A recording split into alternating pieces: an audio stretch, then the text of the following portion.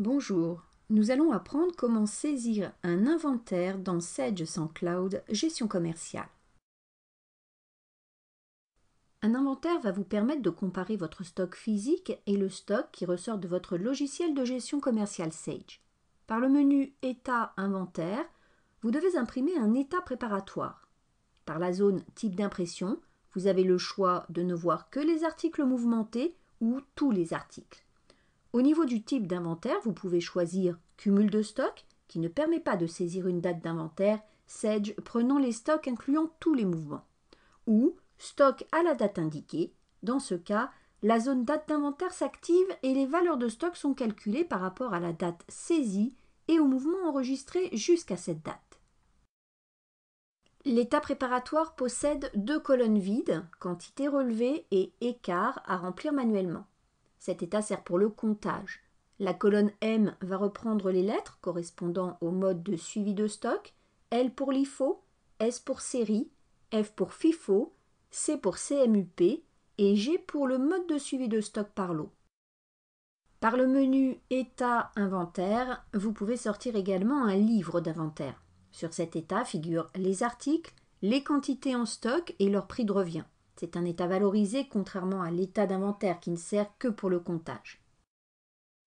Pour effectuer la saisie d'inventaire, après avoir effectué votre comptage, vous devez passer par le menu Traitement, saisie d'inventaire. Par défaut, laissez le choix Type traitement sur Saisie des régularisations. Il y a 2 types d'inventaire.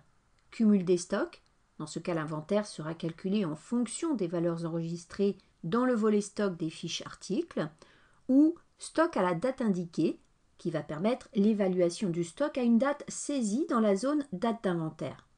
Cette évaluation est faite en fonction de l'historique des lignes de documents. Tous les mouvements de stock postérieurs à cette date seront ignorés. Il faut tenir compte de la date de l'état préparatoire. L'inventaire se fait dépôt par dépôt. Vous pouvez saisir un inventaire par numéro de série ou de lot. Pour ça, il faut cocher la case « Afficher les numéros de série et de lot ». En validant l'écran de sélection par OK, il vous est demandé de lancer un réajustement des valeurs de stock. Ce traitement permet d'obtenir la valeur exacte du stock compte tenu des mouvements enregistrés. Attention, ce traitement peut être plus ou moins long. Vous arrivez ensuite sur l'écran de saisie d'inventaire. Saisissez dans la colonne « Quantité ajustée » la nouvelle valeur sans signe pour remplacer la quantité existante. Le signe plus ou le signe moins a comme effet d'ajouter ou de déduire la quantité saisie à la quantité existante. Pour mettre à zéro le stock, saisissez directement 0. Pour chaque article et chaque quantité, vous devez saisir le prix de revient ajusté. Le principe est le même au niveau du signe.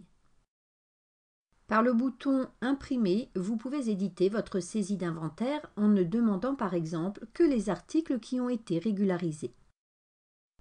Attention de ne pas cliquer sur le bouton « Fermer » en bas de la fenêtre, sinon les valeurs ne seront pas prises en compte.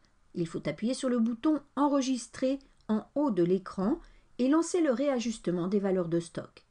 Ce réajustement est nécessaire pour que les sorties de stock effectuées à une date postérieure à la date d'inventaire soient recalculées par rapport aux nouvelles valeurs d'inventaire.